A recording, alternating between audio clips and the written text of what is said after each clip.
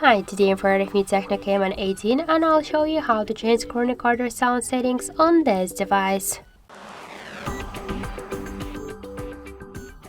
So first we should open the notification panel shortcuts, and after that find here the screen record icon. Hold it for a while to launch the screen record settings and then click here the sound section. Here we can see silent screen recording and voice screen recording options. So now we have selected the silent one, so you will just record the mute video, and just to switch it to the voice screen recording you can use your voice to command something, for example, and to use the medias. Then just click the shirt to save the changes, and that's it. So thank you for watching, and if you find this video helpful, don't forget to leave a like, comment and to subscribe our channel.